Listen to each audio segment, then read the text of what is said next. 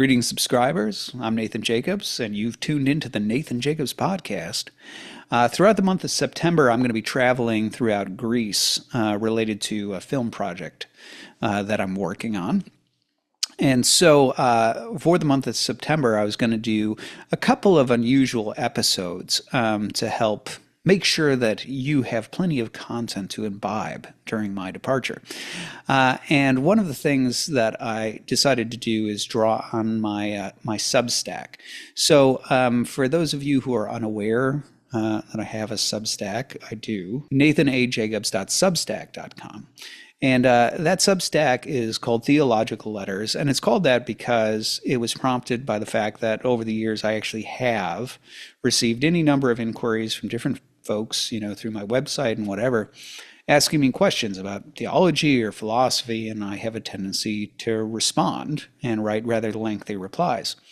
And at the behest of a good friend who was privy to those replies, he said, "You really should publish these." I said, "Where on earth would I do that?" He said, "There's this thing called the internet." And he offered to put up a Substack and curate those letters. I eventually took it over, but thankfully he pushed me to do that. And at some point along the way, I decided, I'm sure there's a lot of people out there that would love to have an audio version, or an audio option at least. Now, the Substack app does have an audio option. It's got an AI reader that you can hit play on, but again, it's an AI reader. And so I thought, well, maybe I'll go ahead and I'll record myself reading these letters to give that as an option to certain folks. So I started publishing audio letters. And so if you go there, you can subscribe and find those audio letters of different theological letters I've written over the years. Now, I haven't done all of them. And also the content of Theological Letters is different than the Nathan Jacobs podcast, right? Theological Letters is quite literally me fielding questions about philosophy and religion from different folks, whereas the Nathan Jacobs podcast has a slightly different thrust to it. But there is some, overlap or intersect on certain topics. And so one of the topics I picked for this week, a theological letter that is honestly one of my favorites. What's kind of funny about this letter is the fact that it is one of my favorite things that I've ever written, and yet I wrote it with a totally different tone and tenor than I typically use because I was writing to a 15-year-old.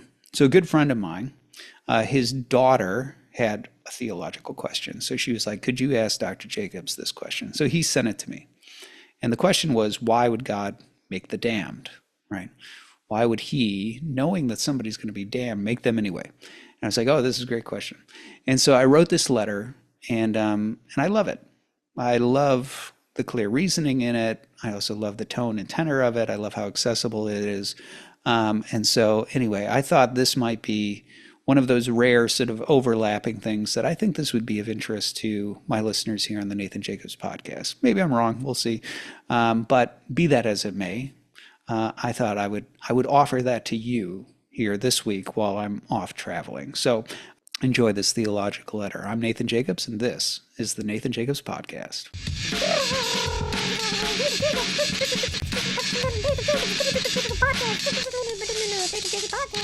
A dear friend of mine approached me with a question from his daughter, Agatha, who is in her early teens. She asked why God would create a person who he knows will be damned. Given the recipient's age, I've tried to keep things rather basic and avoid overly technical talk. Readers may notice a difference in tone as a result. To all my subscribers, thank you for subscribing. To my paid subscribers, thank you for your support. And to any visitors, please consider subscribing and supporting my work. Enjoy.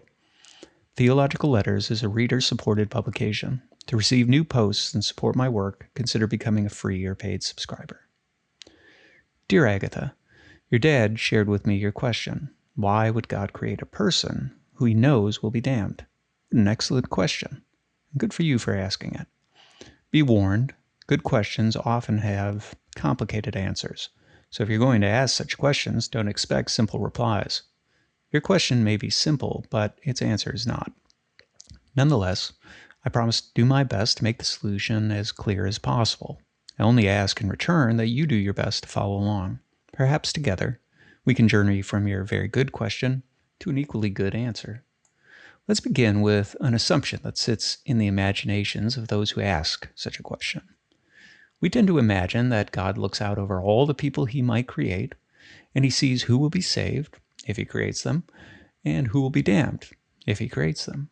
So many imagine if God creates a man, let's call him William Herschel, who lives a life that ends in damnation, then God must have known before creating poor William that if he creates William, William will be damned. And yet, for some strange reason, God chose to create William anyway. Such a picture, however, is not assumed by the Eastern Church Fathers. Perhaps here I should offer an aside on the term Eastern Church Fathers, in case you're unfamiliar with its meaning. You, Agatha, are an Eastern Orthodox Christian. The Eastern refers to the eastern half of the Roman Empire. Christianity first emerged in Rome, which was divided east and west.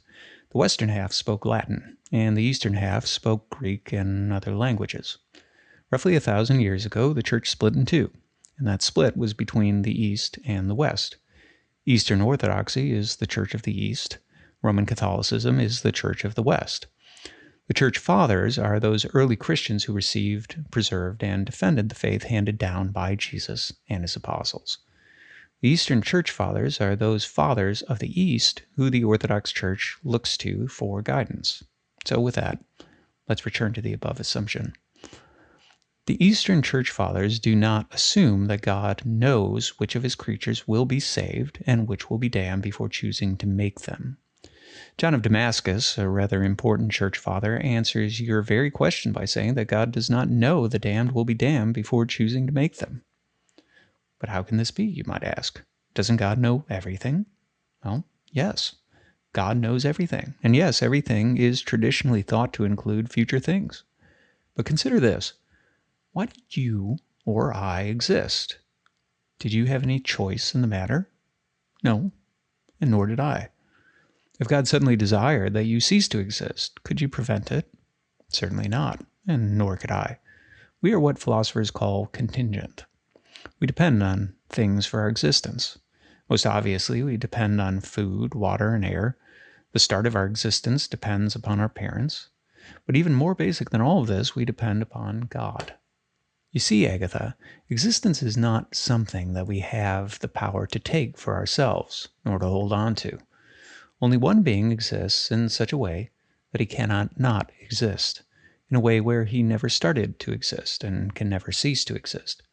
That being is God. Every other being receives existence. He or she or it began to exist. Other things played a part in him or her or it coming to be. What this means is that none of us has existence in a way that is truly our own, in a way where it really belongs to us. It is always a gift. And the ultimate giver, to you and to me, to air and to food and to water, to your parents and to mine, is the one being who has existence to give, God. The reason this is so important is that the word everything refers to, well, things. When we talk about God looking out over beings he might create, before ever choosing to create them, we fall into an odd mistake. We treat these beings as real before they are real. Consider our poor William.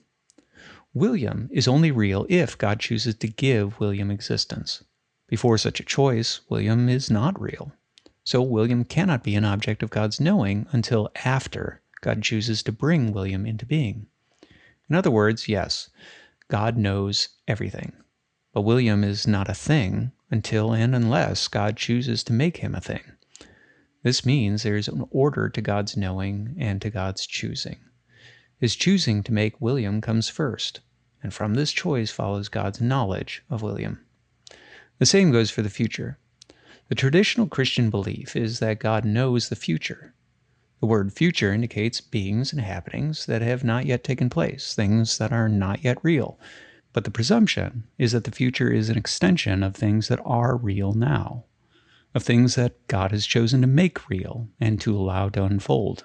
God has already chosen to create you and me, and to grant us free will to make choices that please us. So the unfolding of our existence and choices into the future is amongst the things, the everything, that God knows. But notice that this knowledge of the future, like God's knowledge of William, comes after God's choice to make things. Or put in other words, God foreknows the future because it is the future. Had he not chosen to create us and our unfolding reality, there would be no future for him to know. And here we can understand John of Damascus's point about the damned.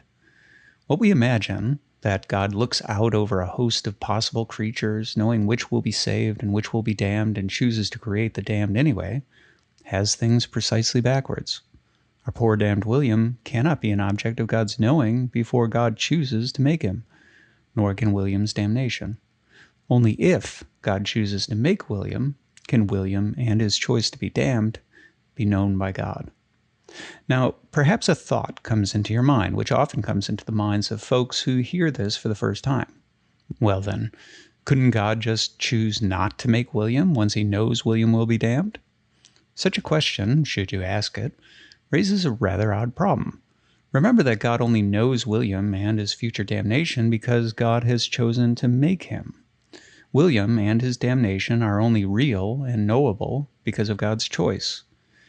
But if God does not plan to follow through with his choice, then neither William nor his damnation are real, nor were they ever real, nor will they ever be real. In what sense, then, could they be objects of God's knowing? In other words, it seems that God cannot play the sort of game this question suggests. For the question imagines God choosing to make something real, knowing it because it is real, and then failing to make it real. If God knows the future because it is future, then it seems that God cannot play such games. His knowledge is of things he has resolved to make, and unless he carries through with this resolve, there is nothing for him to know. But let's say, for the sake of argument, that God could play such a game. Let's say that God could choose to make William just long enough to learn of his damnation and then change his mind about whether to make him. Even if this were possible, though I do not believe it is, there is good reason to think God would not do it. One rather important thing to keep in mind about God and his choices is something else that John of Damascus points out. God always does things in the best possible way, such that nothing better could have been done. We can see the point rather easily when we consider why we fail to do things in the best possible way. When we make a poor choice, or a wrong choice, or a sinful choice, we do so either because we are ignorant of what is best, or because, despite seeing what is best, we prefer something else. A preference that indicates that something is bent in our hearts, that we are sinful. I trust you know that neither is ever true of God. God always knows what is best, and being good, he always wills the best. The point is extremely relevant when considering whether God might play the sort of game we imagine he should. And here's why. You and I tend to think in terms of outcomes. We often make choices based on what we want to happen, on our desired result. But this may not be the best way to make choices. When considering what is good for someone or something, the answer is found not in outcomes, but in the nature of the thing itself. Consider an eye. What is its purpose? I trust you know the answer is to see. Tending to your eye, to its good, means caring for it in a way that moves it toward health, wholeness, and the fulfillment of that purpose. What is good is determined by the present realities, by the nature and purpose of the thing in question. But we often misjudge the good as getting the results that we want. And here emerges a rather important difference between us and God. We are concerned with results. God is concerned with goodness. Sometimes, oftentimes, the right choice, the choice that is in harmony with the order of nature, the laws of God, and our purpose as creatures, brings results that we do not like. This is precisely why we struggle to do the right thing when we can foresee an outcome that we find undesirable. But the result does not change what is right and good. The point is exceedingly relevant when it comes to the game we wish God to play. We imagine that God should use his foreknowledge, as if it were a superpower, to figure out what choice will get the more desirable result, and then choose accordingly. But God is good. He acts on what is good, and indeed best. What is good does not cease to be good if the outcome does not suit our liking. When we suggest that God should revise his choice based on the outcome, we are really suggesting that God should do something other than the good. We are saying that, though his choice was good and even best, he should do otherwise to get a more desirable result. But God cannot. He is good, and our impulse to want him to behave differently reflects neither wisdom nor goodness. It reflects a deep flaw in us, namely our willingness to compromise what is good to get what we want. One early Christian writer named Tertullian touched on this point when discussing the Old Testament story of King Saul. Perhaps you know the story. Saul was Israel's first king. God chose him from amongst all the tribes and people of Israel. But after ruling over Israel for a time, Saul became proud, and he sinned against God. God regretted making Saul king and handed the kingship over to David. The talk of God's regret often shocks readers, and the story raises a question. If God knew that Saul would become a bad king, why make him king? Tertullian answers that refusing to make Saul king on the basis of future sins would be unjust of God. Why? God chose Saul for a reason.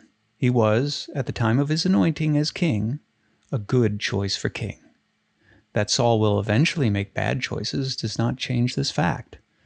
To refuse him the kingship on the basis of things he has not yet done is to punish Saul for sins he has not yet committed, and will never do if he is not anointed king. Such dealings are unjust and unworthy of God. So, instead, God chooses Saul as king. He allows Saul to rule and to freely make bad choices, and only upon making such choices does God punish Saul. The point is rather similar to a popular hypothetical. Imagine that you were approached by an angel who told you that a baby boy was born yesterday in a nearby hospital, and that baby will grow up to be the next Hitler, a wicked dictator who will wreak havoc upon the earth. Would you find and kill that baby? I hope the answer is no, and that would be the right answer. For the baby is presently just that, a baby. The child is wholly innocent, and to kill him would be to murder an innocent baby, plain and simple. The baby is not yet a Hitlerian villain, guilty of anything. But the temptation to think murdering the infant would be good reflects our outcome-driven thinking. Yet if we think only in terms of what is real now, what is good and right in the present, there is no question that murdering the infant would be wrong, even if the result is desirable. Once again, the difference between us and God is obvious. We consider outcomes. God considers the good. Such considerations illuminate a surprising conclusion. Though God knows the future, it seems that he does not deal with us on the basis of it. Rather, he deals with us in accord with what is true and real now. Just as God did not deal with Saul on the basis of sins not yet committed, so God does not deal with our William on the basis of damnation he has not yet chosen. Another consideration that is rather important to your question is free will. God has given us this extraordinary power to assess the options before us and choose for ourselves the desired course of action. We must resist the idea that God makes our choices for us. Free will means that we determine our choices. God does not. In fact, it seems that God cannot make our choices for us. This last statement may sound rather odd. After all, God is all-powerful. Can't he do anything? Yes, Christians have traditionally said that God is all-powerful, or omnipotent, if you prefer the fancy term, and so he can do anything. But much like our discussion of God's knowledge, the point must be qualified. God can do anything, but not everything we imagine is in fact a thing. Consider the matter this way. Try to imagine a unicorn. What do you see in your mind's eye? I presume you see a horse with a single horn atop its head. Do you suppose that God is capable of making such a beast? Presumably so. He has made horses as well as one-horned animals. Surely a horse with a single horn is within his power. Now imagine instead a square circle. Can you do it? No, I do not mean a square with a circle inside it, or a circle with a square inside it, or a square that transforms into a circle. I mean a shape that is simultaneously all square and nothing else, and all circle and nothing else. Can you imagine it? You cannot, and nor can I. But can God make a square circle? Many well-meaning folks answer yes, but they think it would be blasphemous to say no. But does the affirmative reply mean anything? If you say that God can create a square circle, have you said anything at all? What is this thing you are saying God can make? You have put together a pair of words, but those words are utterly incompatible with one another, forming what logicians call a contradiction. A circle has a flowing circumference. A square does not. A square has 4 sides. A circle does not. And it's not merely that a square does not have a flowing circumference. It cannot, because it has 4 sides. It's not merely that a circle does not have 4 sides. It cannot, because of its flowing circumference. To pair the words square and circle is to make nonsense. And as C.S. Lewis once explained, nonsense remains nonsense even when we talk it about God. The point is this. Yes, God can do anything.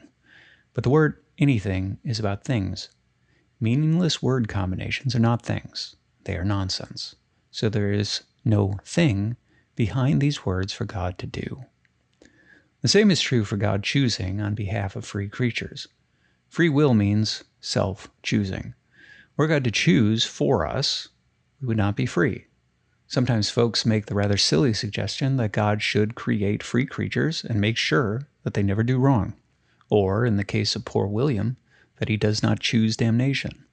But such sentiments are really no more meaningful than saying that God should make squares that are circles. A second consideration about free will is closely related to the earlier point about God's foreknowledge. Remember that we said there is an order to God's knowing. He must choose to make things real, and only then are they things to be known. Notice that our choices are determined by us. There is an order here as well. Choices that are made by us can only be real if we are real. And here we again bump into John of Damascus's suggestion. God cannot foreknow what we will choose before choosing to make us. He can only know our future choices if we are part of the future, for such choices are made by us. We can see this in the story of Abraham and Isaac. I trust you know the story. God miraculously gave Abraham a son, Isaac, whom Abraham deeply loved. God then chose to test Abraham. He commanded him to offer Isaac as a sacrifice. With a heavy heart, Abraham bound Isaac and prepared to sacrifice him to the Lord. But before Abraham could, God intervened and stopped him. God's words to Abraham are telling. Now I know that you fear God, and for my sake you have not spared your beloved son. Many find these words strange. Much like your question about the damned, they wonder, didn't God already know that Abraham would pass the test? Well, in a certain sense, yes. God has foreknowledge of the future, so he foreknew Abraham would not withhold his son. But this foreknowledge is about a real choice. Unless God tests Abraham, there is no choice for God to know. And so it is with William's damnation. Unless God chooses to make William and allow him to freely determine his own fate, there is nothing for God to foreknow. As you can see, many of our ideas about God, his foreknowledge, and his dealings with creatures are misguided. God does not know poor William's fate before there is a William or a fate to know. So if he chooses to make William, he does so because it is good to make William, whatever may transpire in the future. God providentially cares for William and his world in the best possible way. But in the end, William is a free being. So while God always does what is best, William does not. And the fact that William is free means that William may choose damnation. This last point is extremely important whenever considering the question about damnation. We must always remember that damnation is something the creature chooses, not God.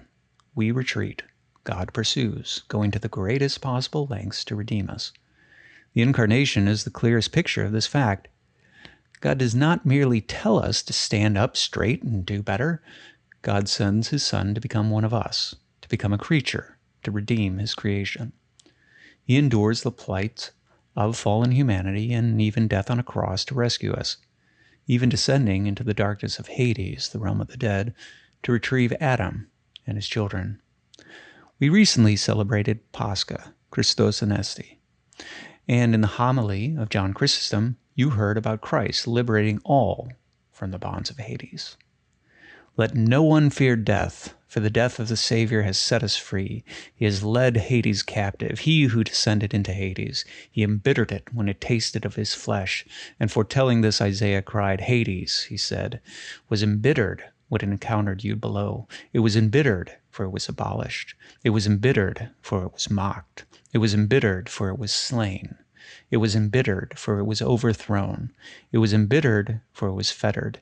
It received a body and encountered God. It received earth and met heaven. It received that which it saw and fell to that which it did not see. O death, where is thy sting? O Hades, where is thy victory? Christ is risen, and you are cast down. Christ is risen, and the demons are fallen. Christ is risen, and the angels rejoice. Christ is risen, and life flourishes. Christ is risen, and there is none dead in the tombs. Hades was sometimes envisioned as a prison for the souls of the dead. Many of our Orthodox icons, hymns, and church fathers speak about Christ destroying its gates and dispelling its darkness, liberating all within. Understand, Agatha, Jesus Christ has liberated all from Hades. If any remain inside, they do so by choice. There are no gates. Nothing holds them but their own choice. If any remain, they remain in a prison without bars, searching for a shadow to hide in, retreating from the light of God. But the fact remains, God has done all that is necessary to liberate humanity, and he perpetually calls to us to come out and live. Damnation, then, is a state of equilibrium between God's pursuit of the creature and the creature's retreat. We might wish for God to end the creature, like putting down a sick animal. But here, what we learn about foreknowledge and God's dealings is especially relevant. We must remember that if God knows the creature will refuse him forever, this knowledge must be of something real. Unless God allows the creature to refuse him, the choice is neither real nor knowable. We must also remember what was said of Saul. If God were to put down the creature because of future unrepentance, then God would be punishing the creature for sins not yet committed, and worse, never committed, due to its destruction.